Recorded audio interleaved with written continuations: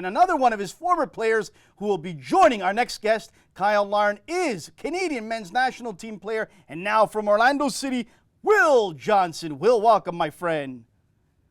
Anthony, how are you? I'm very good, and I really appreciate you making time to join us. I know that you've had a hectic, busy schedule, holiday season, settling in with a new club, so we thank you so much, Will, for making time first and foremost. Will, let's get right into it. About a year ago or so, I tweeted out the exclusive tweet of you making your way here to Toronto, and the journey began. Obviously, the great relationship you have with Bill Manning, and I think Bill is the top executive in MLS and one of the best in North American sports. I'm sure he had a word or two to convince you to come here to Toronto. Why did you decide Toronto first and foremost? Yeah, for Bill was definitely one of the two big reasons. You know, Bill, my previous relationship, having worked with the guy, having known him, what he's all about, I trust him. I take a bullet for the guy. I think he's fantastic, and I hope the Toronto fans really appreciate and understand just what you said, that they have the best executive in the business. So that's the first part, and then the second part was Michael Bradley, top player, guy I know very well, told me nothing but good things about the club, the new stadium coming in, the fans, all those things, fantastic. And so those two guys are guys' opinions that I greatly respect, and they were the ones who convinced me to come to Toronto. Well, I've known you for a number of years covering Team Canada. You left blood, sweat, and tears for your nation. You still will leave blood, sweat, and tears. You've represented Canada proudly, and you're a salt-of-the-earth type of guy. And I believe you left it all out there on the field each and every time you played for TFC. Once the talks began with TFC and yourself, and knowing that this was getting closer and closer, did you at any time say, I need to play a certain amount of games, a certain amount of minutes, this is the role that I want to play? Or did you basically say, I'm here at your disposal to do what you need? You tell us. Yeah, listen, in the beginning, I knew that I was coming to a very good team. I was coming off of an injured year. I went through a horrific injury and then had to rebuild my ability to run, to play soccer at a high level, all those things. And so when I came in, my expectations were low. I wanted to fight. There are no guarantees in sports. You have to earn playing time every single time you step on the field. And so I showed up at camp with the mentality that, listen, I'm here to compete for playing time. I'm here to compete to push my teammates to make them better.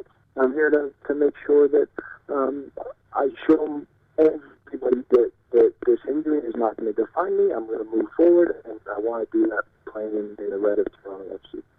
Well, if you can just get a little bit closer to your phone, it seems like it's crackling there. Let me ask you about the goal that will go down in history forever and ever in TFC and their supporters, in my mind as well, in that Canadian Championship, that goal that will never be forgotten, where you left it all out there. We're just showing our fans now that replay, and it was an unbelievable moment. Talk about that goal that I'm sure you'll never forget and TFC supporters will never forget. Yeah, and an awesome moment. First and foremost, just because, listen, you know, the smiles on my teammates' faces. We had a very young team on the field that night. The way that our group came together and rallied around that moment was special for me. For me, being able to teammates appreciate what a great moment it was. That part was great. Obviously, the injury part was the other side that ended up really derailing what I thought was a fantastic start to my Toronto career, and was ultimately going to be the catapult to a long, successful relationship. So the injury is always going to be part of that goal, because as big of a goal as it was, and as huge as it was for us to win that Canadian Championship for our club and get that trophy back in Toronto where it belongs, it definitely had a big impact on the rest of my season, and obviously no longer being a member of Toronto Football Club. Well, let's fast forward now. Let's go to the MLS Cup final, and a heartbreaking, devastating loss for the team, for yourself, for the city, and for the captain, Michael Bradley. I think I've expressed this to you and many out there. To me, Michael Bradley is the price of admission. Michael Bradley, when I watch a game, whether it's in the press box or in the seats with my sons, I tell them to watch this guy because he's the real deal. Never takes a second or a game off, and he exudes confidence, and he's what young players need to look up to. It broke my heart seeing him miss that kick. But let's talk about that final, Will. Talk about the crowd, the way the city embraced leading up to that game. Talk about even the field. We heard some comments that maybe the field wasn't as great as it was. And also, the way that Seattle had no shots and you guys threw it all at them. Yeah, it's disappointing. Anytime you talk about it, right?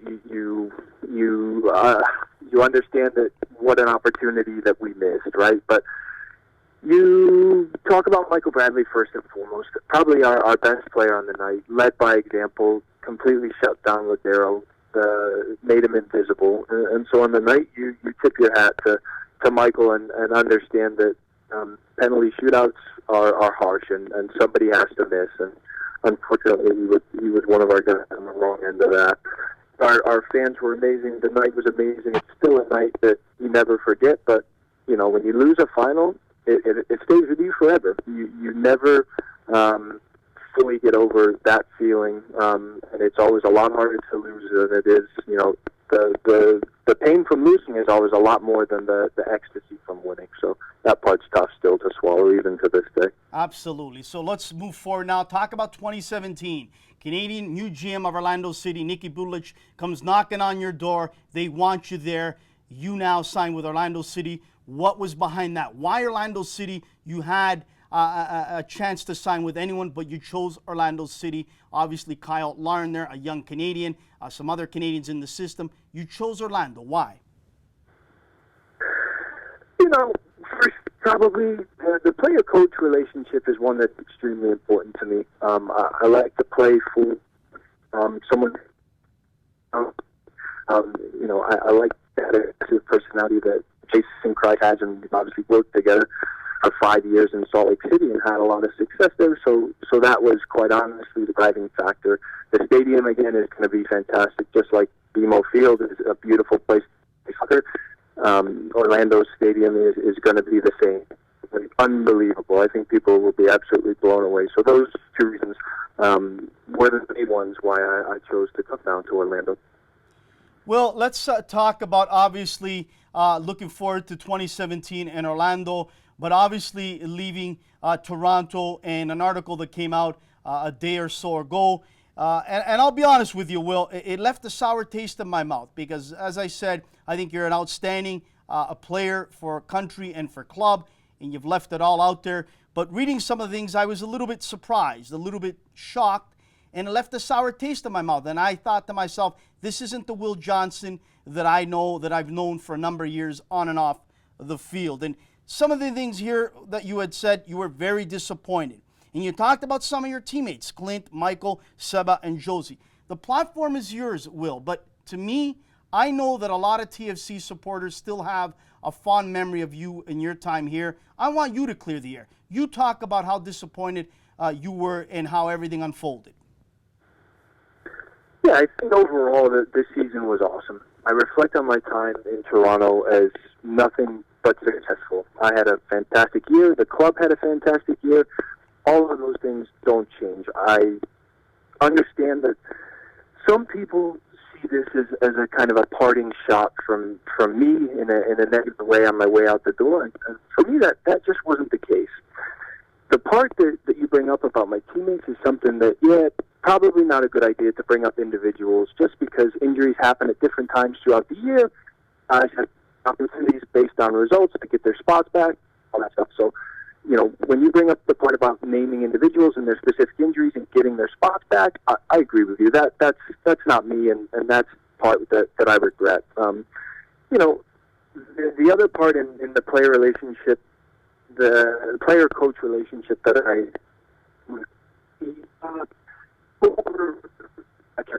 it's not a knock on his character, it's not a knock on his leadership skills or his coaching abilities, but I just prefer a coach who's a little bit different. I worked well with Caleb Porter and Jason Kreis, and for whatever reason, the easy part about leaving Toronto FC was to walk away from the professional relationship with Greg. I really liked him as a guy, but just for me and my style, it was something that I felt I needed something different. And so for me, for anybody who thinks that I'm trying to, paint Greg in a negative light, that's just simply not me. It's simply not the case. I want people to understand that I think Greg's done a really good job with Toronto, and I'm not going to go through each decision and how it was made per se, but obviously, the way that things ended with me, and as it pertains to my individual circumstances for the final half of the year after my injury, those parts in private conversations that Greg and I had left me disappointed. And ultimately, I decided that it was time for me to move on and find a new challenge. But make no mistake about me leaving the city, the fans, the teammates, Bill Manning, all these things. That was very, very difficult for me. Overall, it was a very difficult decision for me and my family to make, to leave Toronto FC.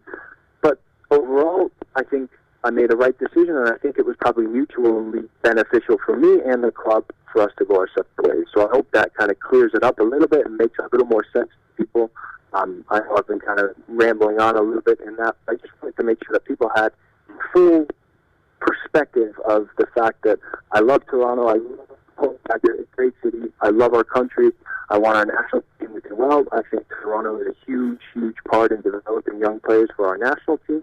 The investments that MLSE makes in Major League Soccer that benefits our Canadian national team are second to none and should never, ever be taken for granted by anybody who wants to continue to grow the game in Canada like you and I do. So I just want people to have the big perspective that, other than when you play in Orlando, I'm going to be a big Toronto FC fan. I have lots of relationships there, and in no way, shape, or form am I criticizing anybody, that still works for Toronto Football Club. And I love that, Will. And I'm glad you said all you said, because now I've gained the respect back, because I'll be very honest, I'll put the cards on the table, Will, and I'll tell you straight to your face when I see you again and again. Now that you've cleared it up, I feel a lot differently in regards to the time you spent here and the quotes and the comments you made a couple days ago, because as I said, it left a bad taste in my mouth, because you were being honest, and that's what I love about it. Too many times today in professional sports, we have players that are not brutally honest, that it's practically scripted each and every time that they talk about whatever situation took place in the game. They're politically correct. I don't like that. I like a guy that at least is honest up front like you. And you just said that for whatever reason, it just didn't click between you and Greg. Hey, you're not the first player to say that. I'm sure there's others that will say, hey, it's not clicking with me and Greg. Let's move on. I'm going to be a professional about it. But you cleared it up. The only other thing I would say is this, Will, and I want you to give me an answer, because people will call me on the carpet for this. They'll say, Anthony, you used the word twice that Will used, which was sacrifice. And you mentioned that you sacrificed your body for the team. And what I said on my show a couple nights ago, you can go back and watch it, is simply this. I don't mind, how you want to phrase it, how you want to say it, but to me, sacrifice is a big word. When I think of sacrifice, I think of the soldiers and the men and women in my country that serve for me and many others that lose their lives. They're sacrificing.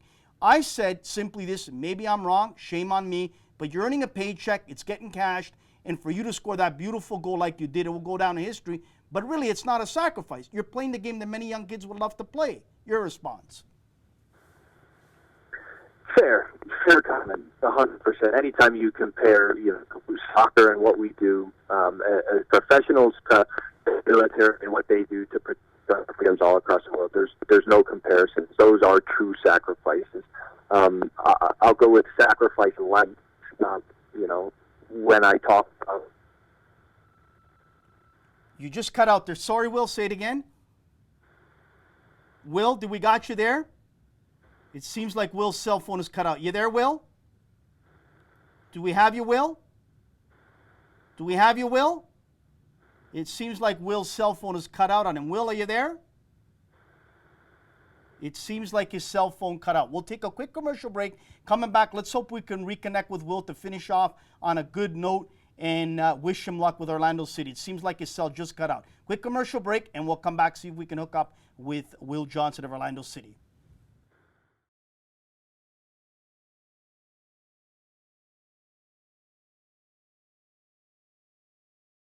Word of honor that you're going to look after them.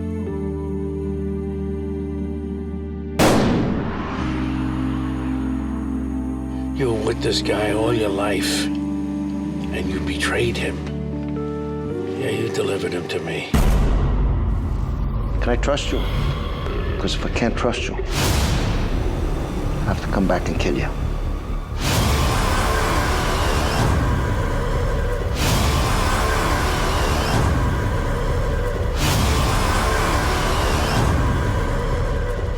swore to God that I would never tell anybody, because I don't want nobody to think I'm crazy.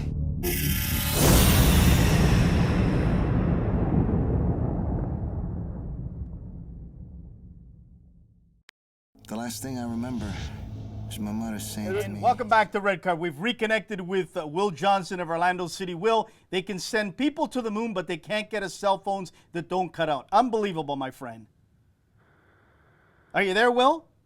Oh, we're having trouble once again with the cell phone connection. We're hoping to connect with Will. Hopefully he'll join us in a few seconds because it seems like the cell phone just cut out there. But I got to give a lot of credit to Orlando City, Nicky Budelich, in signing Will Johnson, because I believe this guy is going to help a lot of their young players. He's going to be a leader on and off the field for them. Have we connected with Will yet? Will, you back on? Yeah, I'm back. Oh, fantastic. Well, I was saying that we could send someone to the moon, but we can't get cell phones that work for us here on Earth without cutting out. Unbelievable, Will.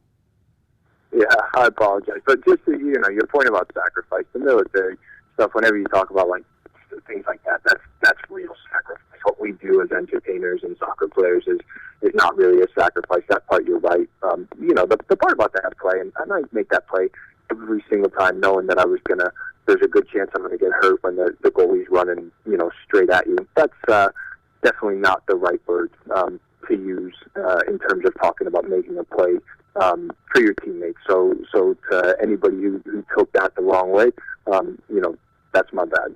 So let's finish off with this, Will. I think you're going to one of the gems in all of MLS. The fan support in Orlando is absolutely lights out, as good as TFC. They pack them in. It's a fabulous atmosphere. And I also think you're going to be really surprised, I believe, in this year coming up with them, with the additions and some of the youngsters that have more experience under the belt, like Kyle Lauren. Talk about, your time that you spent with Jason and with Nicky and what they talked to you about, what they're expecting from you, what you want to bring to the table. Tell us a little bit about now moving on to Orlando. Yeah, it's a younger group. It's got a lot less experience. It's much different than Toronto in terms of where they are in their project, with Jason just having taken over at the end of last year. Kyle is obviously a fantastic piece, a very young player who's had 2 excellent seasons in Major League Soccer. So when you talk about exciting Canadian players that I get to work with here in Orlando, he's the first one that comes to mind. The fans, the support, all of that stuff. It'll be great. It'll be a really fun, good, unique opportunity for me. The expectations are that I bring veteran leadership. I bring a fight and a desire to compete that maybe some of these kids haven't seen before and don't quite understand that at this level to win. The competitiveness that's required and the dedication to being a professional that's needed to be successful in this league is maybe something they haven't seen before. So that's why I've been brought here to provide that and to try to help push this thing along as quickly as possible. Well, you've played in cities that are, for the most part, cold climate cities. Now you're going to Orlando, where it is unbelievably hot throughout the year-round. It's humid sometimes of the year. It's scorching hot. How are you going to adapt and change now maybe your day-to-day routine, because you're going down there in a city where, the temperature is going to be fantastic and you can train outside year-round? We're here with TFC. You had to train in the bubble at the beginning. I'm sure in Portland it was just pretty close, as much the same, the temperature. Talk about that a bit. Yeah, the weather right now is fantastic. I joke I'm just making a tour around the country. I obviously starting in Salt Lake, up to Portland, across to Toronto. Now I'm just coming down here. I just want to make sure I experience all climates to make sure that I, when I hopefully continue on as a coach, I know exactly what each climate's like in Major League Soccer. But it'll be tough. It'll be different than playing in the cold. I actually prefer playing in the cold, so this will be new for me. But the flip side to that is that when road teams come into Orlando, they're going to have to deal with some pretty extreme weather, weather conditions, and I'll be used to them, given the fact that obviously I'll live here and play here. So I look forward to that. I look forward to that challenge. I think we had that in Salt Lake with the altitude. That was pretty cool. In Portland, we had the turf, and in Toronto, we had some cold weather days with some some wind kicking off the lake, things like that. I think the humidity and the heat in Orlando will be our home field advantage, and I look forward to taking advantage of that. Just before we let you go, I can't let you go without talking about Canada. A couple minutes on that, Will, and then we'll let you go. We really appreciate your time. We know that you're a busy guy with family and with club, and now with country, with Canada being called into the camp again. And I'm glad to see that happen because I'll call a spade a spade. During the Mexico games under Benito Floro, I thought you, Jonathan Osorio, a couple other guys, I'll be honest, were mistreated in many ways. Were not called up when they should have been called up. Were disrespected. I'll use that word, disrespected. And I said that, not because you're on the line, Will. I can dig up footage and let you and others listen to it again. I thought that was so wrong. But I want to talk about this new Canada. Obviously, they're going to be getting a new head coach sooner than later with important competitions coming up, on and on. But talk about the youngsters now, Will, in this Canadian team. Kyle Lauren. We saw Manjakar James have a wonderful World Cup qualifying. We're seeing now the Julian de Guzman. I call him one of the greatest players in Canadian history. Anatiba starting to take a much lesser role and in the background's helping out. Talk about Canada. Talk about the future. I love the future. I think our youth is getting better and better every year, and I think a lot of it has to do with the investments that our Canadian MLS-based clubs, Toronto, Vancouver, and Montreal, are making, the amount of money they're investing, and so we're getting to see some young players starting to come through. The challenge now is to try to turn that potential and the talent of these young guys into results. We as a country struggle with going to Central America. We have never been able to quite figure out how to play the same on the road that we do at home, because going to Central America is so very difficult. And so we have to try to get these young guys in early and get them acclimated to horrible places to play, but understand that if you can survive 90 minutes there, you're going to on a trip of a lifetime to a World Cup or to a Hex and some big games, and that's just the next step that we have to take. And I know that they're going to change the format to make it a little bit probably easier for us as a country, but it'll never be quote-unquote easy for Canada to get to a World Cup, just given our population, given the fact that we don't play soccer outside year-round and so on and so forth. It's always going to be a challenge. We're always going to be fighting for respect. And so the quicker that our young Canadian contingent can learn that, the better. And so that's why when I was invited by Michael Finley to come down to this January camp with a bunch of kids that are probably half my age and close to 17, 18 years old, I jumped at it because for me, I need to get down there early and explain to them that this is an opportunity of a lifetime and that you don't just come to Florida to get some sun, hang out with the guys and get fit for your MLS season. You come down to represent Canada as a country and understand that this January camp, while there's not an official World Cup qualifier game for 3 or 4 years, this January camp is the beginning of the cycle, and you need to treat this with as much respect as you do the 2 days leading up to that first qualifier, whenever it may be. So explain to me this then, Will. For 45 years of my life, I'm a proud Canadian, but I'm also fiercely Italian from my roots. And I've said this time and time again, Will. I think I mentioned it to you. In my house of Canada, wherever to play Italy, in a friendly, in a World Cup game, my dream of dreams, I would have Canadian jerseys all in my home, my wife and 2 sons. How come in this country we cannot get the support we need? We got it in Vancouver against Mexico, which was fabulous, but it seems to me we keep getting it for the women, and we keep getting it packed for the women with all Canadian voices and supporters there supporting them. How come here in Canada, when Jamaica plays us, Mexico, Trinidad, on and on, everyone's there cheering for the opponent and not for the country that I love and will die for? Why, Will? That's the easiest question you've asked me all night, pal. Respect is earned. You have to earn the right for people to come and watch you, and you do that with results. You don't do that with failing to make the Hex for 30 years or however long it's been. You don't do that by continually letting people down. If you continually lose and you continually let people down in a way that they don't feel proud to come out and support you, and people work hard to earn money to come and watch us play soccer.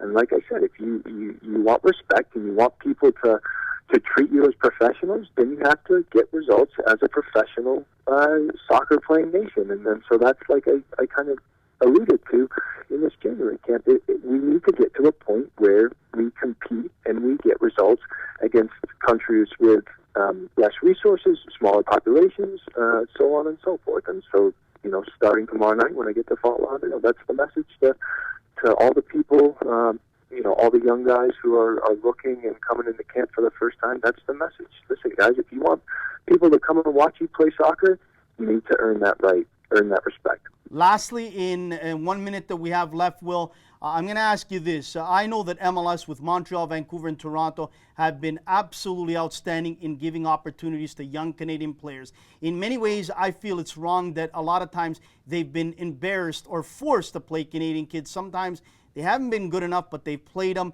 to appease the Canadian supporters out there. And I thank them for that. But I believe it's time for us to have our own Canadian League coast to coast. I'm pretty close to the situation that's taking place here in Canada. Hopefully we can get this league kicked off very, very soon. But I wanted to hear you from your thoughts. If MLS has those three clubs, Toronto, Vancouver, and Montreal, and only has enough spots to give a certain amount of Canadians, do you believe that other spots could be and should be created for us to have a league for other Canadian players and Canadian coaches?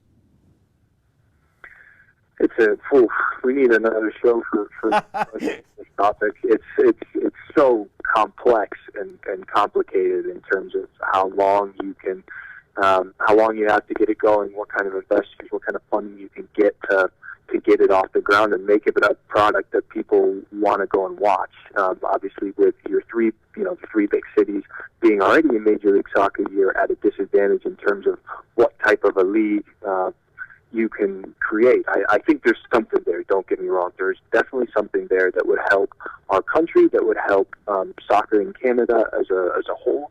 There's most definitely something there, but you need to ask somebody with a better IQ than I have in terms of how you do it successfully. I'm not sure. There's definitely something there, but I don't have the answer or even a good opinion to give you on how you bridge that gap. Well, I want to take this time to thank you so much for making a lot of time out of your busy schedule, your busy life with a young family. I've always said this to you and to many out there. Will Johnson, you've always left it out there, blood, sweat, and tears for your country. You'll continue to do that. You've never taken a second or a game off for your country or any club you've played for. Thank you for manning up, coming on the show, answering the questions that I asked you in regards to the article. You didn't shy away. Good luck with Orlando City. Good luck with this new chapter in your life. And I'd love to have us talk about one day you playing for Canada in the World Cup in Qatar. That would be amazing. God bless you. Thank you for being real and transparent, Will, and good luck, my friend. Thanks, Anthony. I'm happy to come on any time, whether it's good, bad, or indifferent. I don't think I'm going to make, I don't know if I'll make Qatar as a player, but maybe I can be a part of it one way or another. That'd be nice.